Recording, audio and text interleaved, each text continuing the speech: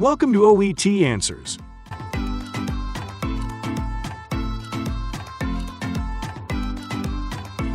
Occupational English Test. Listening test. This test has 3 parts. In each part you'll hear a number of different extracts. At the start of each extract, you'll hear this sound. You'll have time to read the questions before you hear each extract, and you'll hear each extract once only. Complete your answers as you listen. At the end of the test, you'll have 2 minutes to check your answers. Part A. In this part of the test, you'll hear 2 different extracts. In each extract, a health professional is talking to a patient. For questions 1 to 24, complete the notes with information you hear. Now, look at the notes for Extract 1. Extract 1. Questions 1 to 12. For questions 1 to 12, complete the notes with a word or a short phrase. You now have 30 seconds to look at the notes.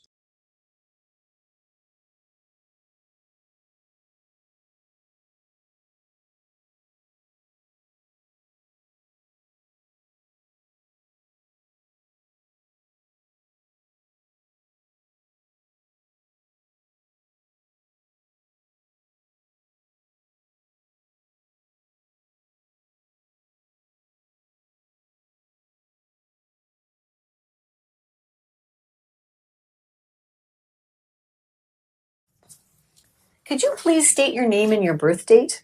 Why are you asking me this? Well, I just want to make sure that you are who I think you are. Well, that's a good idea.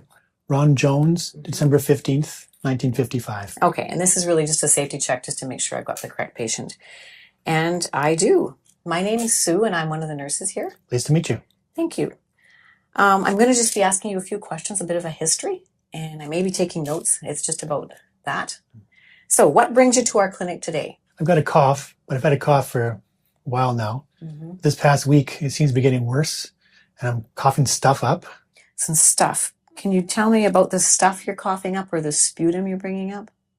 It seems yellowish, but maybe sometimes greenish looking. And how are you feeling generally overall? Well, I feel a bit tired all the time. Okay. Are you having any fever or chills? No. No? Are you on any medications? Yes, I had been taking some antibiotics. Okay. They didn't seem to do much, so I stopped taking them. Okay, well, I'm just going to give you a little information. Antibiotics work best when you take the whole dosage. If you start and stop them, the bacteria might not be killed, and then it can come back and be a little bit stronger. And it's one of the medications where you should take the whole dose with, and it's usually only 7 or 10 days at a time, but you should take all of it. Oh, I didn't know that. Thanks for the information. Oh, no problem. Back to your cough. Are you a smoker? Yes, I smoked for a long time. Okay, can you tell me how many years of smoking that is? 2 packs a day, just about. And for how long? 35 years now. Have you ever thought about quitting? Yes, but it's really hard now. Yeah, I've heard that it is. I haven't experienced that, but I have some information on a smoker's helpline. Would you like to see that? Sure. What have I got to lose? Okay. Well, I'll give that to you before you leave. I know you've told me you don't have a fever, but I would like to take your blood pressure, pulse, your vital signs just before the doctor comes to see you. So is that okay with you? Sure. And I'd like to listen to your chest as well. Okay. Okay, good. Well, I'll get that ready. First, I'm going to take your temperature.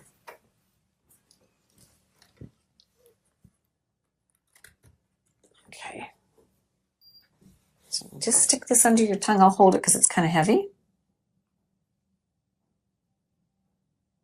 Shouldn't be beeping in a minute. Great. Okay. I'm just going to put this in the garbage.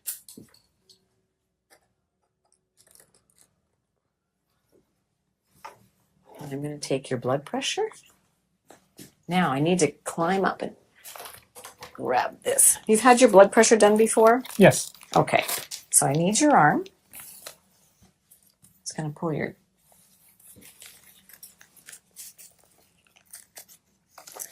And I'm going to have to get my stethoscope. And have you had your blood pressure done before? Yes.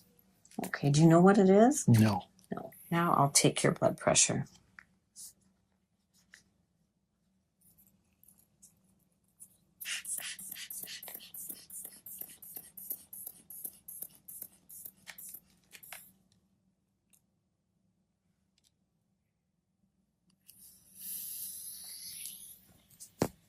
Thank you.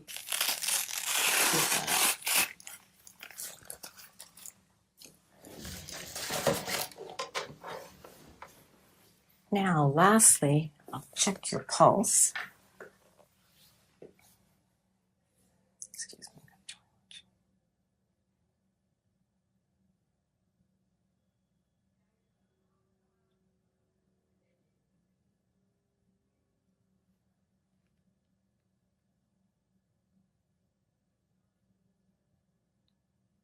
Okay, good. Thanks. Now, your temperature is 37. Your pulse is 88. Your blood pressure is 150/84, and your respirations were 16. Now, I need to listen to your chest sounds at the last part. I'll do that. Can you take a deep breath in and breathe out? And again. One more time. And again. Okay, great. I hear wheezing in the lower part of your lungs. Do you feel that when you're breathing? I think so, yeah. Yeah. Okay, so I've got your vital signs and I've listened to your chest with some wheezing. The doctor's going to be coming in next. I'm just going to give her the results of what I've just done, and she'll come and visit with you, and then I'll see you after that. Okay. Okay, Thanks. good. All right.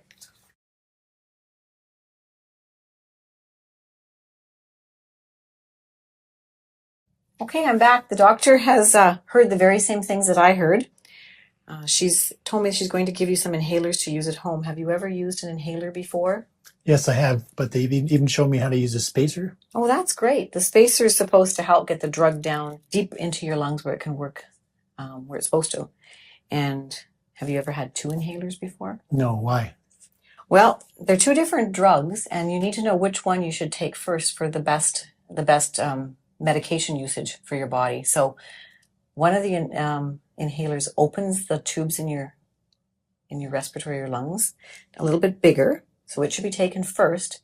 And then when you take the second drug, it goes a little bit deeper. The passageway is bigger, so it can go down into your lungs better, and it's an anti-inflammatory, so that drug is best to go second to get down to where the inflammation in your lungs is happening, causing you some problems. I had no idea that it would matter which one I took first. Yeah, you know what? Many people don't know that, so that's why I explained it, because if you understand, it makes so much more sense in how you should take them. I learned a lot today, both about antibiotics and now inhalers. Yeah, good. I'm glad I could help with the information. And anything? So what's next? Well, I think you can go home with your prescriptions. The doctor wants you to come back in about 10 days and take another course of antibiotics, but the whole dose. And 10 days later from now, you can make an appointment. So you can make the appointment today on your way out, and you'll be seen again then. Okay. Thanks for everything. I'll see you next week. Oh, yeah. Can I get that helpline number? Oh, right. I did get it when I was out of the room. So here it is.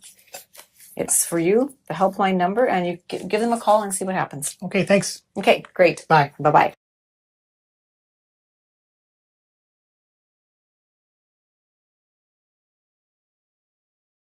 Extract 2. Questions 13 to 24. For questions 13 to 24, complete the notes with a word or a short phrase. You now have 30 seconds to look at the notes.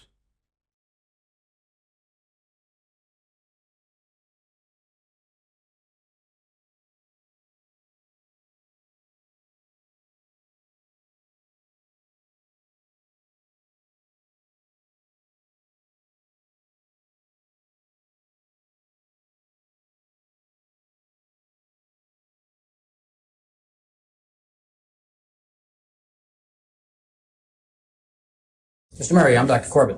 Nice to meet you. Yes, sir. Nice to meet you. Yeah, first time we've met. Yes. Yeah. Yes. So I understand you made an appointment for an examination. Yes, correct.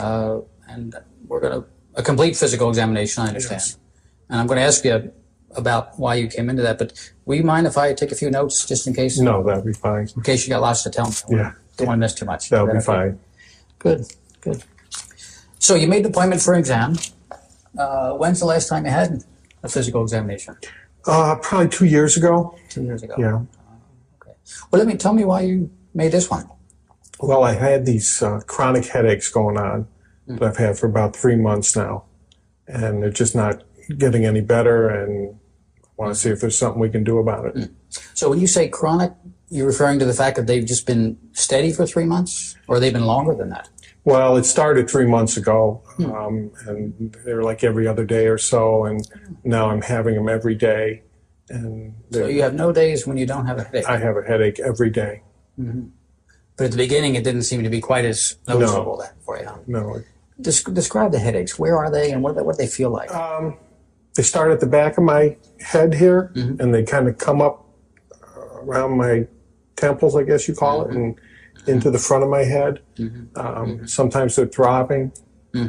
Other times they're not quite as bad. Yeah. So it's both sides of your... Yeah. It starts in the back and comes up the front. Correct. Do you have a headache all the time, or does it just come in episodes? Well, I have a headache all the time until I take something. I take Advil and Tylenol that seem to help it, and that eases it up. Is it ever gone? Is there always something there? There's always something there. I always know it's there. It's just the intensity of it. I see. Can you tell me a little bit more about what you notice? For example, when is it the worst? At night, in the morning? Or doesn't it make a difference? Well, it doesn't make a whole lot of difference. When I don't get enough sleep, it's really bad. If I move my head in a certain way, or if I strain or stretch my head in a certain way, it seems like what way? Can you show me that?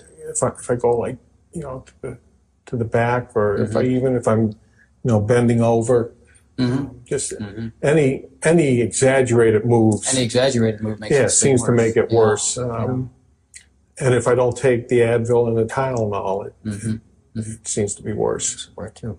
I see. So this 3 months ago it started. It's both sides. It's in the back, and you can make it worse if you either extend or lean forward for too long. Yes. Just I call them exaggerated head movements. Yeah. What happens when you're lying down? Does that ease it or make it worse? I think that eases it some. It does. Especially if I can get some sleep. I see. It seems to ease it up some. So the act of lying down and sleeping doesn't make it worse? No, I wouldn't makes say. It better, maybe? Yes. I see.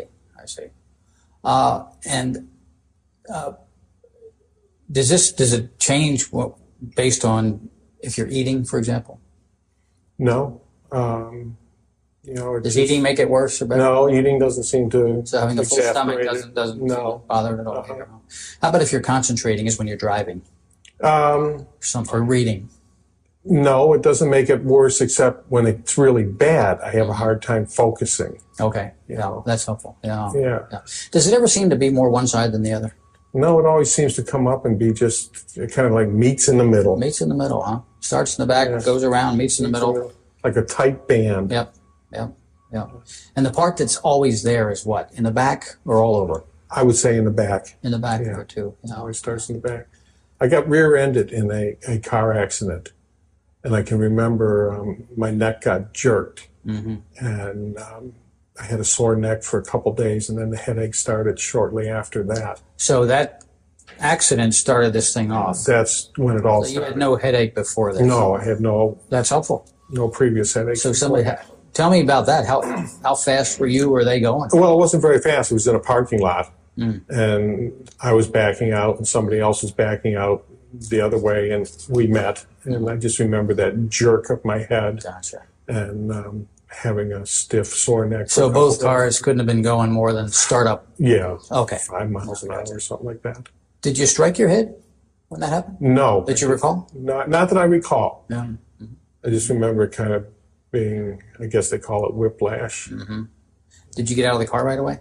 I sat there for a few minutes, and then I got out of the car. It startled me. Did you? Yeah. Then you said the headache started after that. How long after the actual accident did the headache start? 3 or 4 days after. So it wasn't right away. There was a little bit of a warm-up. Yeah. There was a kind of an interval in there where you felt fine. I see.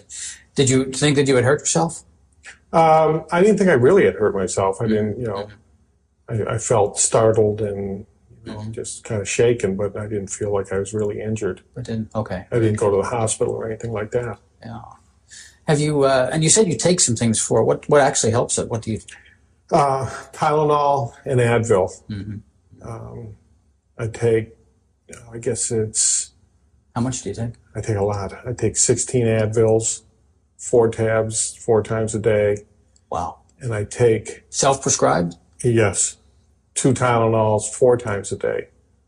So I'm taking 8 Tylenol and 16. 24 pills a day. Wow. I take it you warmed up to that you weren't using Right. that. I started out with I less see. and it wasn't working, so I just I see. kept adding to it, and it does give me some relief. It's a lot of medication. It doesn't, yeah, it seems like too much. That's one of the reasons I came to see you. Good for you. Yeah. Does that mean it just keeps getting worse?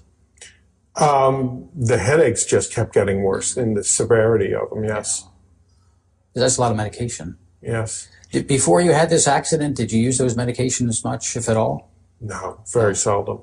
No, never had to take that kind of thing with any regularity at all? No. Okay. Okay. I need to know, too, what else do you experience? Anything else? Does this make your body feel different or painful or uncomfortable in any way? It makes you feel stressed. I feel stressful with it. I can't sleep well. It's uncomfortable. Yeah. It's just kind of a nagging thing that's there all the time. Does it bother your shoulders, your arms? You feel anything down here? No. Strength, Pretty good. tingling? No.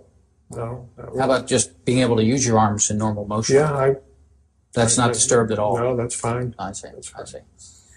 Wow, so you had an accident. Took a couple of days for this thing to get to you, 3 or 4 days, but then it started bothering you and persist, and now almost has this stubborn worsening. Is that what I'm? Daily. Daily. And what kind of work do you do?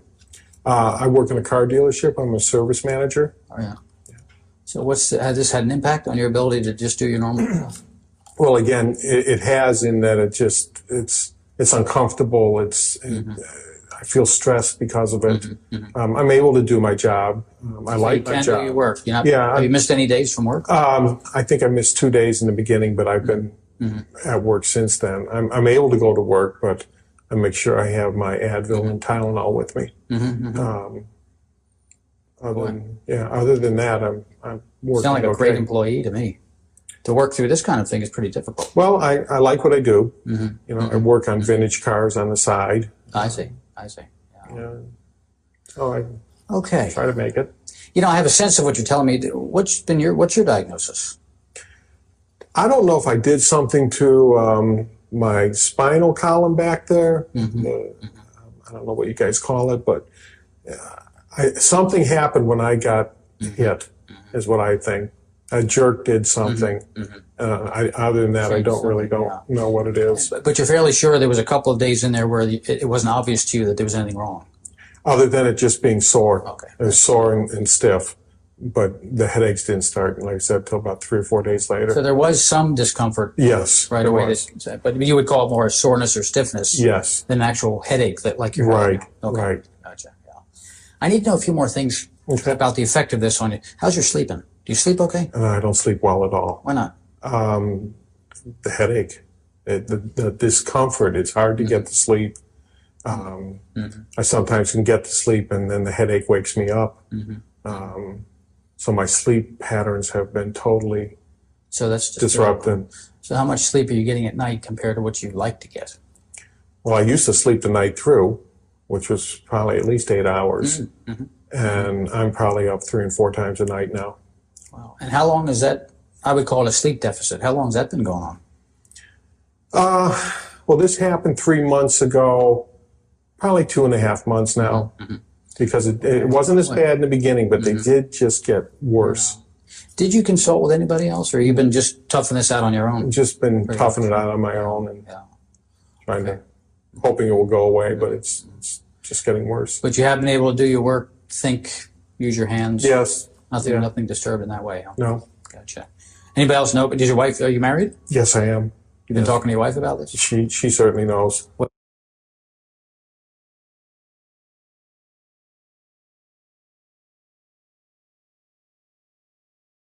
That is the end of part A. Now look at part B. Part B. In this part of the text, you'll hear 6 different extracts. In each extract, you'll hear people talking in different healthcare settings. For questions 25 to 30, choose the answer A, B, or C, which fits best according to what you hear. You'll have time to read each question before you listen. Complete your answers as you listen. Now, look at question 25. Now, read the question.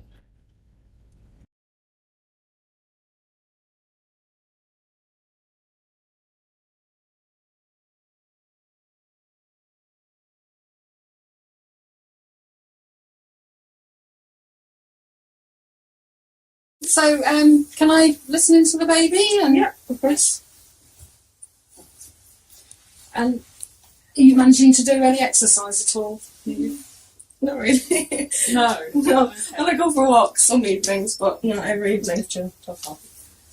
Well, walking's really good. Yeah. Yeah, and you can practice on your breathing. You pop your hands down. And how many weeks are you now? 32. Just right. That's really good. So I'm just going to feel around. Tommy, did they do this at the hospital? No. Okay, so I feel the biggest part of the baby is the head. You start feeling for the head or the bottom. The hardest parts are the bottom and the head.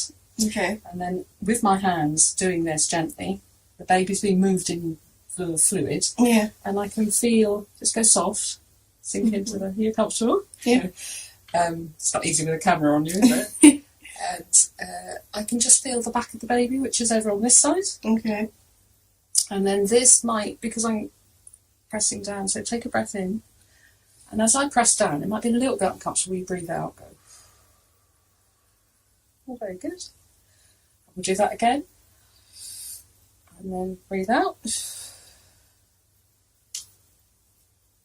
Okay.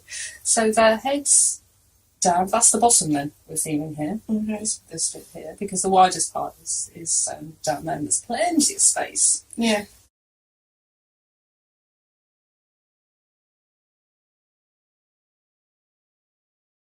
Question 26. Now, read the question.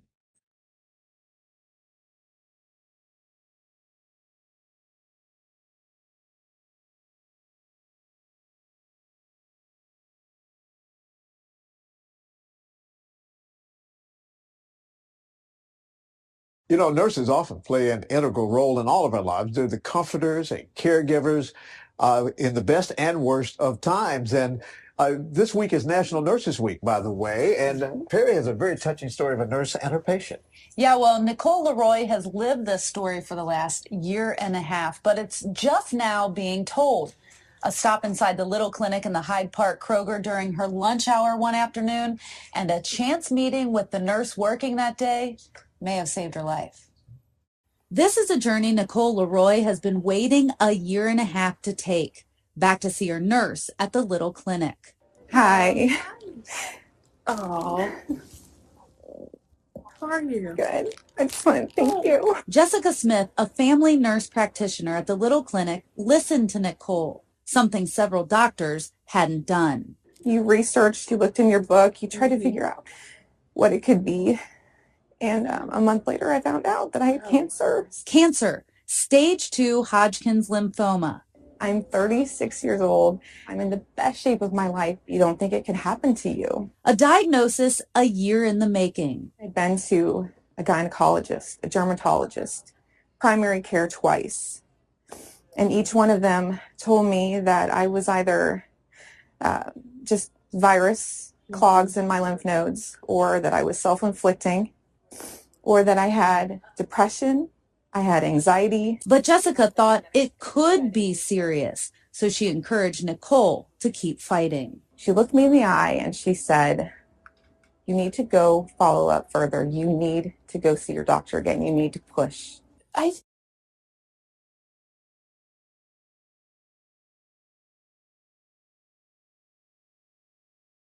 Question 27. Now, read the question.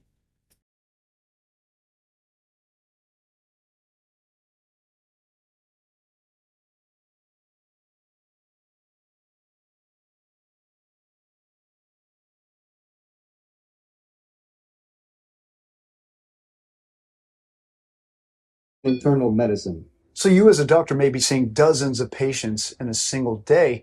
How will a system like this affect your day? Well, I'm an emergency physician, so I work in an area where there's patients in rooms all around me. They all have questions. I can't tell you the number of times a day I see a patient limp out of a room and they want to know when lunch is coming. If we could get them the answers without them having to come out and search for someone to answer the question, it's a win for everybody.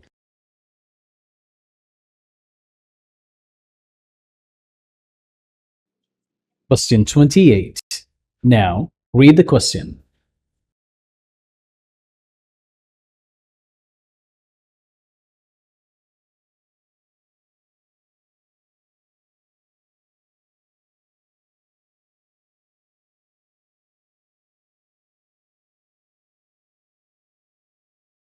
These devices are incredibly simple. There's just two buttons on it that you need to know about. The first one is the green one, which says on and off, and that's the first step. Stage 1, turn it on. Call emergency medical services now. It tells you exactly what to do. Remove all clothing from chest and stomach. Peel off the pad labelled 1. Now we've got the pads on the patient's chest. The next thing is the device will analyse the rhythm and recommend a shock if appropriate. Shock advised. Stand clear. It's asking me to press the button to give the shock. Shock delivered. So that's a shock delivered. Now what will happen is that you'll carry on doing CPR if appropriate, and the machine will go into a cycle then when it reanalyses and gives further shocks if need be. But all you need to do is just listen to what it's telling you. Begin CPR now. And this one's even got a little button that if you press it, it'll give a sound prompt so you can get your CPR at exactly the right rate. Trust me, if I can work one, so can you.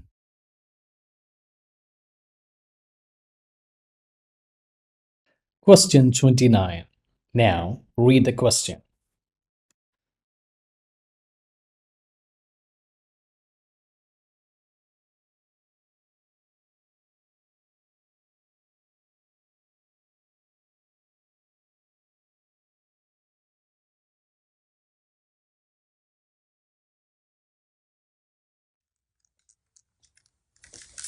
Excuse me, I'm a little chilly. Can I have that blanket, please?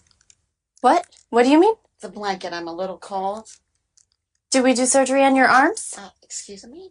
Did we do surgery on your arms? No, but I'm in a lot of pain. I want to see you go grab that blanket and pull it up. There is no reason why you can't pull that blanket up. I have a lot of back pain, though. Can I have some medication?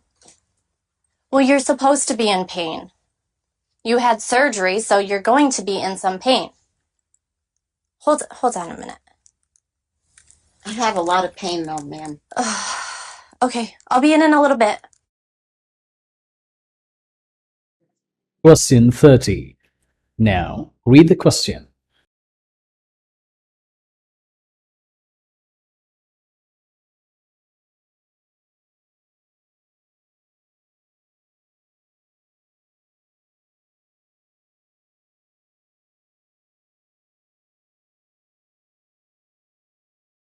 My name's Phil. I'm an instructor, and Holly's a student working with me. We're going to be taking care of you today. Would it be okay if we ask you a few questions? Yeah, that was fine. Okay. I'm just going to verify your first and last name. If you could tell me your first name for me. It's Lori. All right, and last name? Smith. All right, and your birthday? August 1st of 1974. All right, and Lori, what do you prefer to be called? You can just call me Lori. All right, it's nice to meet you. Thank you. Yes, nice to meet you. So Lori was admitted last night with an asthma exacerbation. Okay. During the night, you had a couple of breathing treatments, correct? Yes. Okay. You feeling better since the breathing treatment? Yeah. Okay. They also gave her some prednisone as well during the night. Okay. So the plan hopefully is to have you discharged later today if you continue to feel better. Okay. Do you have any questions for us so far? Am I getting any more treatments before I leave? So they have another treatment scheduled in about an hour for you. Okay. If things get worse before then, you can give us a call and we'll certainly be back in and we can reassess the situation then. Okay. Would you mind if we listen to your lungs at all? No, go ahead. It's fine. How's your breathing right now? It's better than it was. Okay. Any pain at all anywhere? No. Okay. I'm just going to go ahead and take a listen here. You could take some nice deep breaths for me, okay?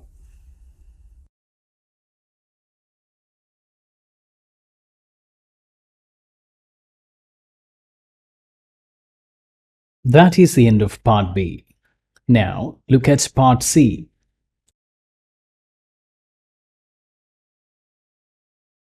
Part C. In this part of the text, you'll hear two different extracts. In each extract, you'll hear health professionals talking about aspects of their work. For questions 31 to 42, choose the answer A, B, or C, which fits best according to what you hear. Complete the answers as you listen. Now, look at Extract 1. Extract 1. Questions 31 to 36. You now have 90 seconds to read questions 31 to 36.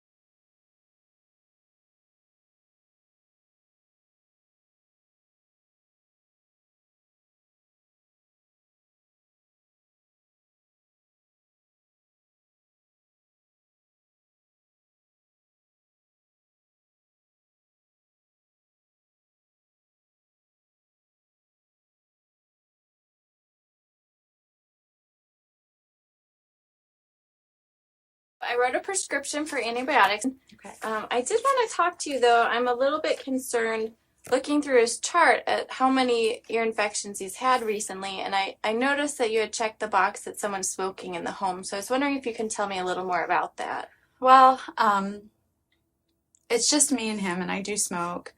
I try really hard not to smoke around him, but I've been smoking for 10 years, except when I was pregnant with him.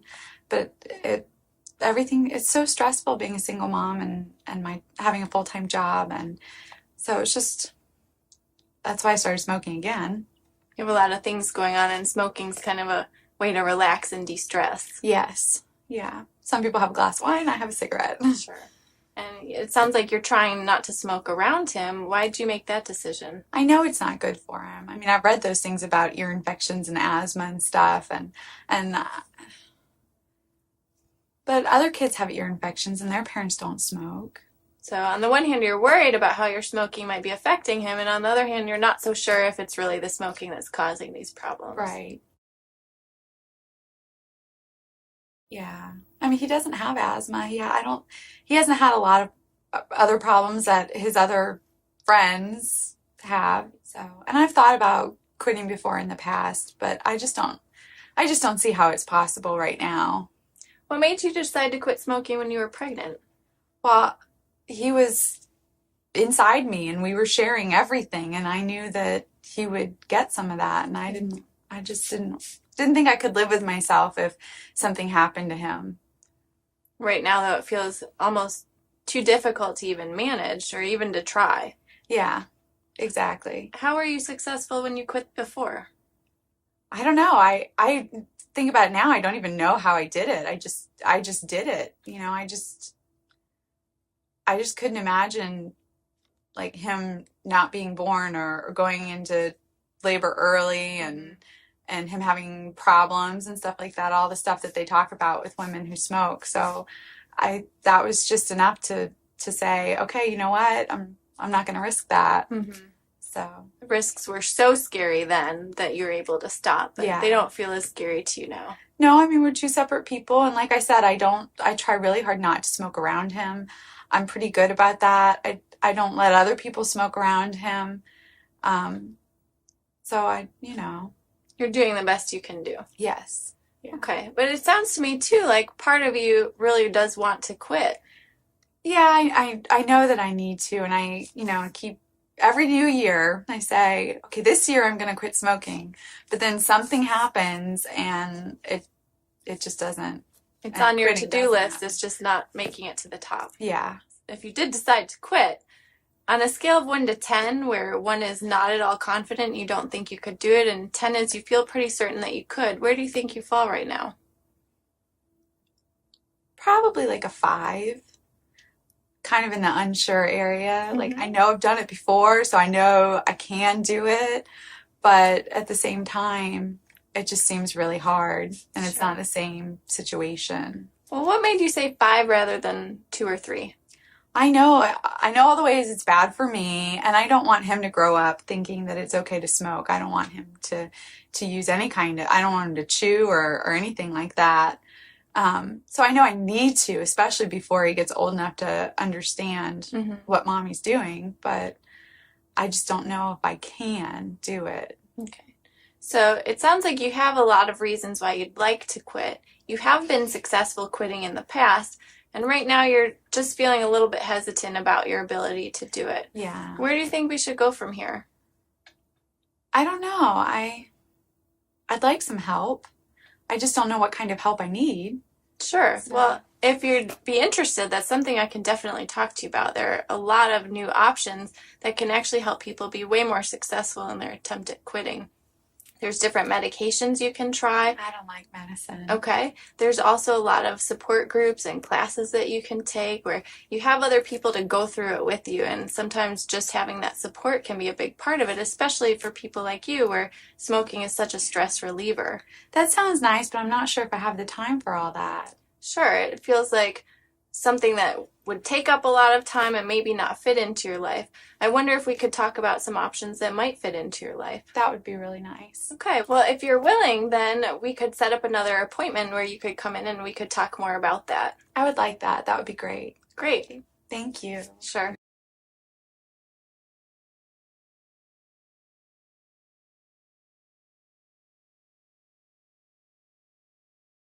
Now look at extract 2. Extract 2. Questions 37 to 42. You now have 90 seconds to read questions 37 to 42.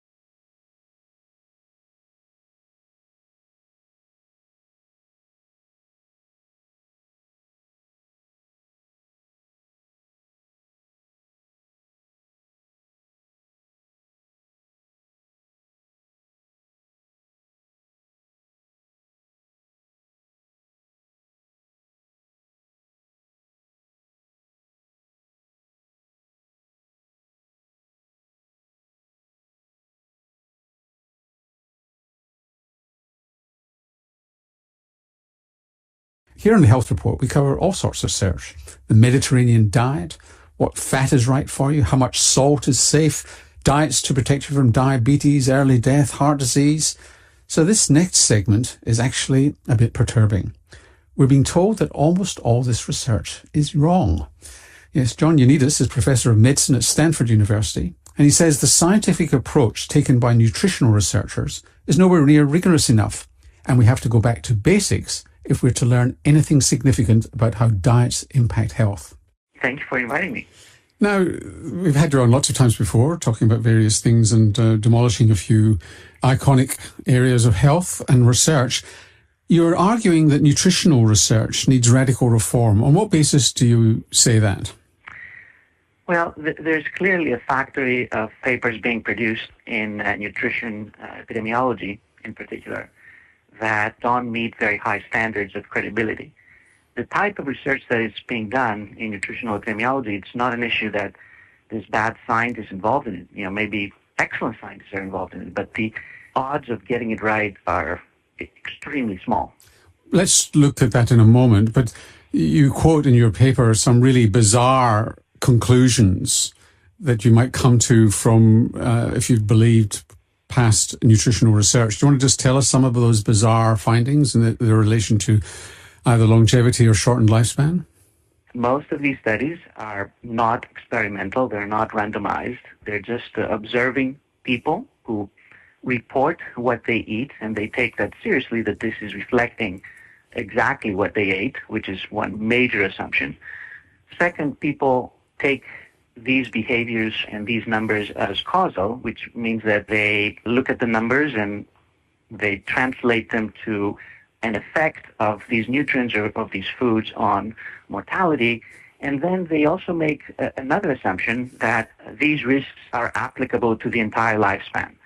So then, let's take a number like 15% relative risk reduction in mortality or 15% increase in survival, which is a typical number that comes out of these studies. And this is the number that is the summary of all the data, for example, on what is the benefit with eating 12 hazelnuts a day.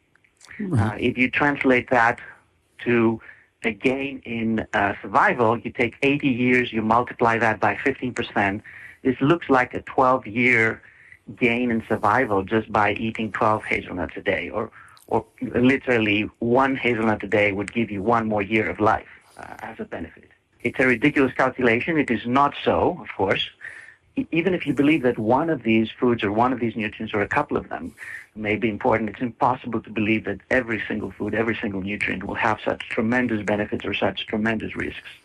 So you get there because of there's multiple levels of unreliability. Is that what it is? That essentially the food diary is unreliable, they're not controlling for other factors such as education and other environmental factors properly, and they all conflate together to give you bizarre results? Is that what's going on?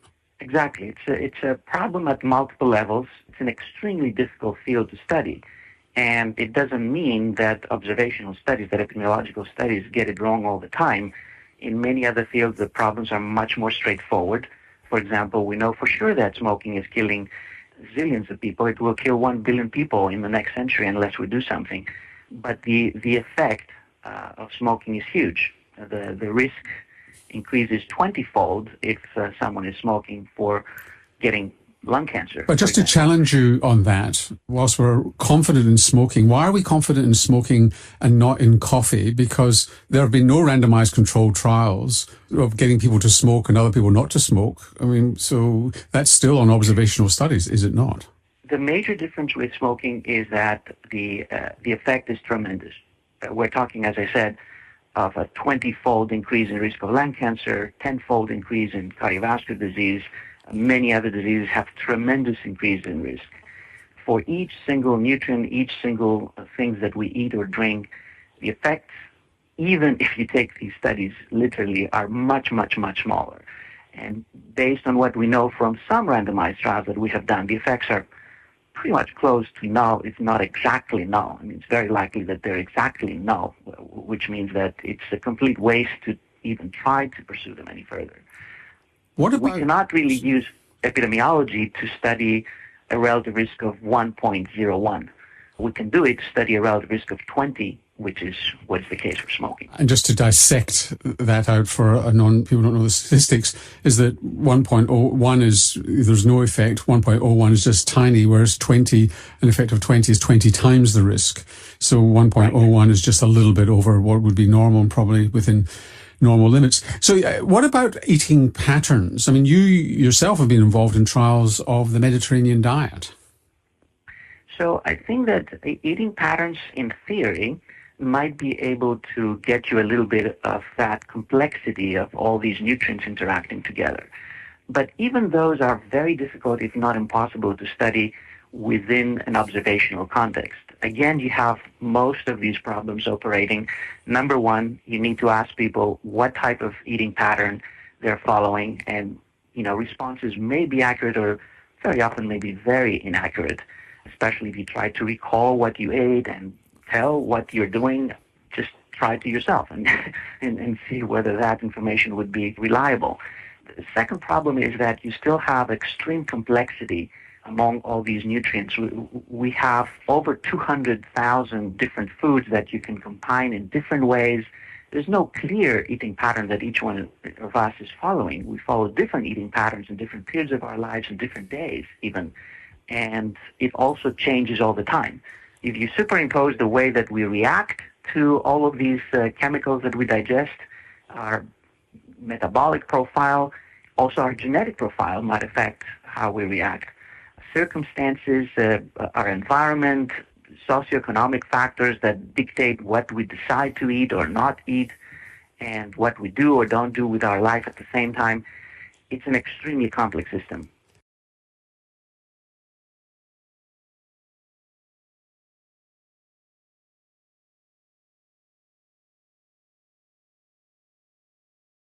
That is the end of part C. You now have 2 minutes to check your answers.